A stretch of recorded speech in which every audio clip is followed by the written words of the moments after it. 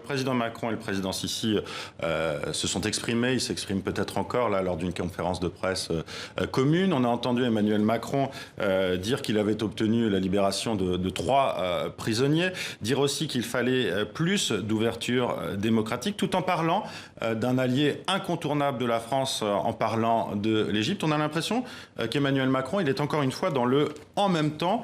Est-ce que c'est efficace, ça, stratégiquement, dire voilà, l'Égypte est un partenaire de la France, en même temps, malgré sa répression des droits humains, en même temps, on leur dit qu'il leur faut une ouverture démocratique. Est-ce que c'est pas un peu confus comme parole présidentielle, Antoine Adelin?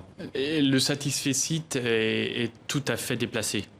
Les 3 personnes qui ont été libérées la semaine dernière avaient été dans un premier temps arrêtées il y a 15 jours pour avoir rencontré des ambassadeurs occidentaux. Donc vous voyez l'ampleur du délit qui pourrait leur être reproché. En train de dire que l'Égypte n'est plus un État de droit. En l'occurrence, c'est pas du tout. C'est même dénoncé par les Nations Unies qui disent que par exemple, le système judiciaire égyptien n'est qu'une parodie de justice. Donc, pour revenir sur ces libérations, 3 personnes libérées, 48 heures plus tard, leurs avoirs ont été gelés.